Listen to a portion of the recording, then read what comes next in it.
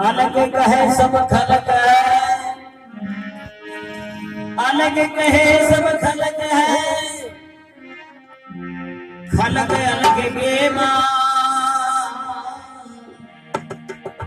गोकुल नवजू गर्क है रंजक खाली मां अलग अगे पद पंत को जो कोई लीना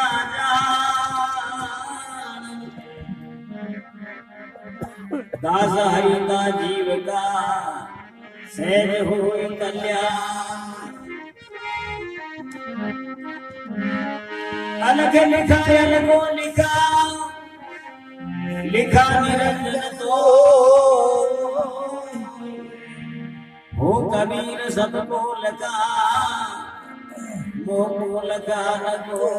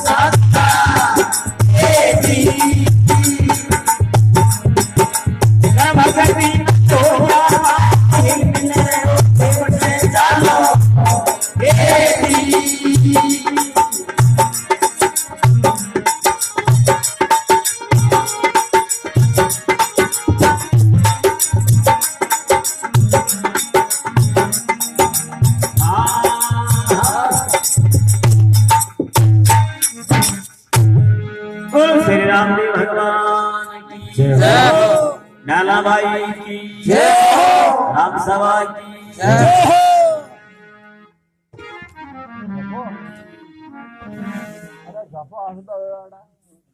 हो। पीवाड़ा तो जापो ही नहीं रहा पुराना इनसे नहीं क्योंकि पीएम ने आलस बना देने की देखो सत्संग है ये भगवान रामदेव जी महाराज का सत्संग के अंदर दुर्व्यसन नहीं पीना चाहिए अच्छा नहीं लेकिन मन नहीं रुकता है क्योंकि दुर्व्यसनों में जो चूर हो जाता है जिसकी दुर्व्यसन लागू हो जाता है वो दुर्व्यसन को हटाना दुर्लभ होता है।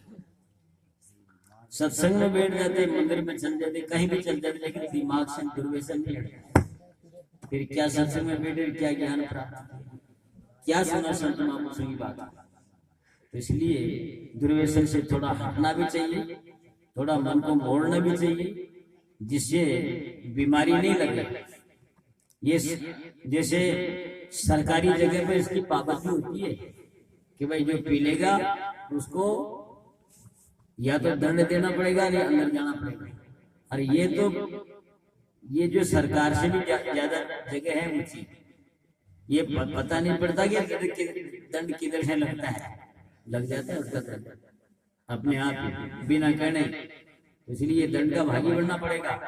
शास्त्र में हमारे को 10 दोष बतलाया गया 10 दोष हम 10 दोष के भागी हैं 3 दोष तन का होता है 3 दोष मन का होता है 4 दोष वचन का होता है ये हमेशा लागू रहता है 3 दोष तन का चोरी करना जारी करना है ना और जीव हिंसा ये 3 दोष तन के लागू है इनसे बचना चाहिए चोरी नहीं करना चाहिए जारी नहीं करना चाहिए जीव को नहीं मारना चाहिए लेकिन नहीं मारते हैं लेकिन फिर भी मर जाता है जीव जो पगों में कीड़ी मकोड़ी मर जाती है लेकिन वह अनासुर तो होता है उसका दोष नहीं रखता जान करके मारते उसका दोष रखता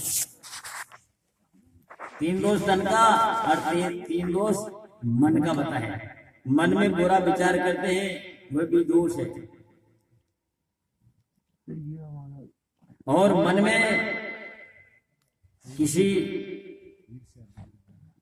के लिए ईर्ष्या कर लेते हैं कि वो आदमी ऐसा है मन में किसी का बैर करते हैं वो ऐसा है तो भी उसको दोष लगता है दिखता नहीं अपने को ईर्ष्या करना बैर करना क्रोध करना ये मन के बेग है इस मन के बेगों को पता नहीं चलता किधर से किधर होता लेकिन दोष लगता है उसका अपन ये देखते नहीं हम तो किसी का दोष नहीं किया दोष तो हो गया मन में बैर कर लिया विरोध कर लिया या गलत सोच लिया तो उसका मन का संकल्प ही उसके रोग लग जाता है और वचन का दोष गाली निकालना झूठ बोलना किसी की निंदा करना और बिना मतलब फिजूल बकना ये दोष है।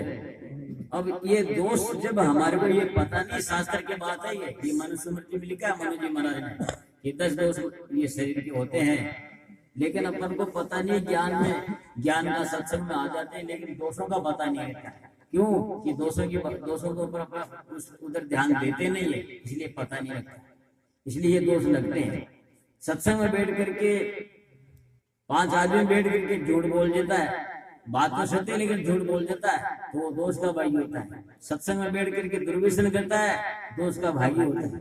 संत महात्मा की बात को ये मानना चाहिए इसलिए कभी बैठ करके एक दिन के लिए तो इसका जैसे कोई दूजकार तीजकार चौथकार पांचकार छठकार कोई व्रत करता है तो सत्संग में बैठ कर एक दिन व्रत कर लिया करो इसको नहीं करे भाई दूध का व्रत है 10 का व्रत है कोई माता जी का है कोई 10 माता का तो आज व्रत चाहिए तो जो है सत्संग में जाओ तो व्रत रखो और व्रत की रखना नहीं चाहते हो तो कम से कम सत्संग के बाहर जाकर के व्रत खोलिया है ना तो फायदा है। तो इसलिए इस भजन में बताया है कि पहली भजन सुन में होता अलग निरंजन पूजा था तीनों देव आदि शक्ति प्रकट हुई देवा के माय। रामदेव जी महाराज खुद कह रहे हैं कि पहले भजन सुन में होता है और सुन का अर्थ 2 अर्थ होता है। एक तो सुन का अर्थ होता है छाना होता है भजन, और एक अर्थ होता है ब्रह्मांड में। शब्द की उत्पत्ति ब्रह्मांड में होती है, दिमाग में छाने में उपजता, फिर मुख के द्वारा बाहर निकलता है। तो पहले भजन सुनने में होता अलग निर्जन पूजा था। रामदेव जी महाराज के पहले अलग की पूजा हुआ करती थी, जो अलग कि एक शरण की पूजा होती है, और एक शरण पूजा किसकी होती है? विष्णु भगवान की एक शरण की पूजा है, उसकी पूजा होती है पहले। मतलब उसी अलग उसे विष्णु भगवान की एक शरण की पूजा कोई अलग नहीं कहते हैं, और वह अलग नाम परमात्मा का ईश्वर का है, उससे दूसरा कोई नहीं। तो पहले भजन सुन में होता अलग निर्जन पूजा था। तीनों देव आदि शक्ति प्रकट हुई देवा के माय, अरे हिल मिल रहे रीत से चालो कर्म पंथ खांडा की धार, साचा जटा जुगा जो भी साचा कर भक्ति में हो गया। फिर बताया चाय होले होले ले लो क्यों भाई गटर चलते पड़ा दान पीछे ऋषि संत से लिया। उसके बाद बताया कि ये सत्संग और ये भजन किसने चलाई? दान पीछे ऋषि और संत महात्मा ऋषि भक्ति का चलाया, ऋषि संत महात्मा। दान पीछे ऋषि संत से लिया, सिद्ध 84 लिया बधाई, अरे ता पीछे जगत में जाना। 84 सिद्धों के बाद में जगत में जाना, जगत में जाना आगे भक्ति होती है, भजन होता है। ता पीछे ऋषि संत से लिया, सिद्ध 84 लिया बधाई, ता पीछे जगत में जाना, और रिखे क्या नहीं मिल पर करता है। और जगत में जानने, जगत में किसने जलाया? रिख और रिख्या नहीं मिलकर इस जगत में चलाया कि भक्ति करना चाहिए, भक्ति बिना जीवन का सुधारा नहीं होता। फिर बताया पांचों दौड़ करे रस भोगे मग्न हुए मनो महाराज, अरे माइला को मेल करे ने गुरु बिना रहने क्यों बाजे सारा। पांचों दौड़ करे रस भोगे, कहते कि भाग भाग दौड़ दौड़ करके 5 रसों को भोगते हैं। 5 रस कौन से होते हैं? शब्द स्पर्श रूप रस गंधा, पंच विषयों से जीव अंधा। ये 5 विषय है, शब्द विषय, रूप विषय, रस विषय, गंध विषय है, ये 5 विषय। तो शब्द में भी उलझते हैं, रूप विषय में उलझते हैं, सुगंध विषय में भी उलझते हैं, गंध विषय में भी उलझते हैं, और स्पर्श विषय में उलझते हैं। ये 5 रस हर मनुष्य के लागू रहते हैं। मनुष्य क्या, इनमें एक एक जीव जंतु मरता है 5 विषयों में, लेकिन मनुष्य के 4-5 लागू है। वह तो एक विषय में मरता है और मनुष्य 5 विषयों में लागू है। बताओ मनुष्य की क्या गति होगी? वो तो एक विषय में मर जाता है कोई जीव जंतु, और मनुष्य 5 विषय लागू है। मनुष्य की क्या गति होगी? वो कैसे उभरेगा? जैसे बताया 5 किसके लागू है? जैसे शब्द विषय मान लो पहला, तो शब्द का यदि हम ज्ञान मार्ग की तरफ ले जाएंगे तब तो है उसका ज्ञान, और शब्द को विषय की तरफ ले जाएंगे तो वो हमारे को दुख देने वाला होता है। कैसे? जैसे पूंगी बजाए नाग मस्कीनो गहरा झोला खावे रे, पकड़ नाग में धरे की पर कौन छुटावे रे, समझ नहीं आवे रे, वो मन खाना में पड़ो चावे रे, समझ नहीं आता। शब्द को, सर्प को कोई ऐसे पकड़ नहीं सकता है, लेकिन उसके सामने पूंगी बजाना शुरू कर दो तो वो पूंगी के सामने नाचना शुरू कर देगा। वो अपना फुंकार मारना, अपना क्रोध करना, अपना स्वभाव सब खत्म हो जाएगा उसका, और वो पूंगी की राग में मस्त हो जाएगा, पूंगी के सामने नाचेगा। अब उसको चाहे पकड़ लो चाहे बांध लो, कुछ भी कर लो। तो पूंगी बजाने वाले क्या करते हैं? पूंगी बजा करके सांप को नचा करके उसका मुंह पकड़ करके टिपारा में डाल देते हैं। अब उसको कौन छुड़ाए भाई? वहां से कोई छुड़ा नहीं सकता। तो पूंगी बजाए नाग में तीनों गहरा झोला खावे रे, पकड़ नाग में धरियो टिपारा कौन छुड़ावे रे, समझ नहीं आवे रे, वो मन विषयों में दौड़ियो जावे रे, समझ नहीं आवे रे। वो मन जो है उस विषय में उलझ गया, शब्द के विषय में, तो वो जाल में फंस गया। दूसरा कौन? रूप विषय को देख पतंगा अड़कर अंग जलावे रे, ये रूप के ऊपर ये पतंगा जा करके अड़ते हैं, है ना? वो इसको फूल लगता है या अच्छा लगता है, सुंदर लगता है, जा करके बैठता है, तो वहां तो अग्नि है, बैठते तुरंत उसका पांगड़ा चढ़ जाता है, खुद भी चढ़ जाता है। उसको ये पता नहीं कि ये हमारी मौत है ना? तो रूप विषय को देख पतंगा अड़कर अन्न जलावे रे, मच्छी मोज जान कांटा में खुद फंस जावे रे। मच्छी जो है पकड़ने वाले कांटा डालते पानी में और वो कांटा में कुछ रोटी का टुकड़ा डालते तो मच्छी आगे को खाती है। वो कांटा ऐसा होता है तीखा तीखा दोनों तरफ से, तो उसके पकड़ते उसे दोनों जबाड़ों में लग जाता है, और जबाड़ों में लगते ही वह बस जो है पकड़ने वाला देख लेता है इस डोरे में बोझ हो गया, निकलो बाहर, वो बाहर आ जाते हैं। तो क्यों? यदि वो मच्छी रस विषय में नहीं उलझती तो वो बाहर नहीं आती। तो मच्छी मोज जान कांटा में खुद फंस जावे रे, समझ नहीं आवे रे, वो मन भोगों में दौड़े जावे, समझ नहीं आवे। फिर बताया कागज की एक नकली हथनी हाथी देख मत छावे रे, सफर सेतु पड़े खाड़ा में पड़ मर जावे रे, समझ नहीं आवे। कजली बन में हाथी पकड़ने वाले हाथी मावे इतना खाड़ा खोलता है ऊंडा, और उसके ऊपर नकली की फरचट बना करके काले कागज की नकली हथनी बना देते हैं। उधर से हाथी आते घूमते घूमते, और चलो भाई इस हथनी के पास में चलो, जो पास में जाते हैं तो खाड़ा में पड़ जाते हैं और पड़ करके उसमें मर जाते हैं। यदि वो हथनी के सफरस के लिए नहीं जाते तो खड्डे में नहीं पड़ते। कौन किसने पड़का उसको? उसमें वो खुदा खुद ही पड़ेगा। इसलिए कागज की एक नकली हथनी हाथी देख मत छावे रे, सफर सेतु पड़े खाड़ा में पड़ मर जावे रे, समझ नहीं आवे रे, ये मन भोगों में दौड़े जावे रे, समझ नहीं आवे। फिर बताया सुगंध विषय में भौर उपस कर गहरे दिन लगावे रे। सुगंध में भौरा फूल पर सुगंध लेता है, लेकिन एक फूल की प्रकृति ऐसी होती है वो दिन में खुल जाता है, शाम को बंद होता है। वो कौन सा फूल है? कमल का फूल।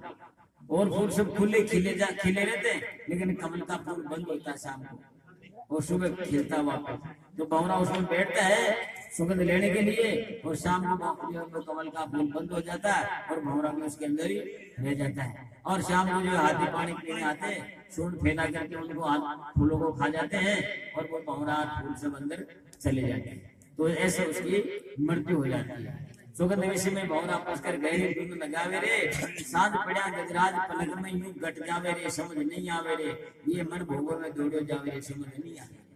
5 विषय जानो मोटा, ये सारा ही फंस जावे। ये 5 विषय है शब्द सप्रस रूप रसगंधा, पंच विषयों से जीव अंधा। 5 विषय जानो मोटा, सारा ही फंस जावे रे। चेतन ऋषि कहे अरे गुरु कृपा बिना क्यों छुड़ावे। चेतन ऋषि महाराज कहते हैं जिसके ऊपर गुरु कृपा नहीं है उसको कोई नहीं छुड़ा सकता। तो एक विषय में एक जीव जंतु फंसता है, ये मनुष्य के तो 5 लागू है, ये कैसे निकल पाएंगे? या तो गुरु की कृपा हो जाएगी तब निकलेगा, या प्रभु की परमात्मा की कृपा हो जाएगी तब निकल पाएगा, या सत्संग करके अपने जीवन को सुधार करने का तो निकल पाएगा, नहीं तो निकल नहीं पाएगा। इसलिए बताया है 5 दौड़ करे रस हो गए मगन होयो मनो महाराज, अरे मायला तो मेन करे नहीं दूरो, बिना रेणी क्यों बाजे साथ, अरे रेणी नहीं है तो क्यों साधु क्यों संत क्यों भक्त क्यों कहलाते, कुछ नहीं।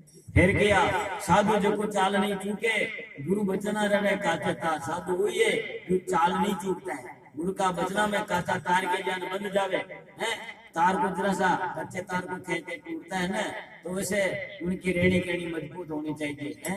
रही मैंने धागा प्रेम का मत तोड़ो छिटकाए, अरे टूटे जे फिर ना मिले तो गांठ पड़ जाएगा। हाँ जुड़ तो जाएगा लेकिन उसमें गांठ लग जाएगी, वो बात नहीं रहेगी, है ना। इसलिए साधु जो को चाल नहीं चुके, गुरु बचना रहे काचे तार, शायर सत्य रामदेव भागे वो लस प्रमाण लगे अवतार, हिल मिल रहो रीत से चालो कर खांडा की धार, साचा जगह जुगा तुम साचा कर भक्ति में हो गया पार। जो साचा रिया है वो साची धार पर रही है, वही भक्ति करके आज संसार में नाम रोशन किया। आज रामदेव जी महाराज का गीत क्यों गाते, रामदेव जी महाराज के देख क्यों बोलते, इनका जागना जमा क्यों लगाए, इन्होंने अपनी नीति में नीति से रहे, इसलिए आज इनका नाम रोशन है। अपन भी यदि थोड़ा इसके रीति में चलेंगे तो अपना थोड़ा मतलब सुधार का हो जाएगा। बोलो श्री राम भगवान की जय। अब आगे हमारे धौलपुर से मैं श्री हरिदास जी महाराज पधारे, आपको भी 2 पद सुनाएंगे। बोलो श्री राम भगवान की जय।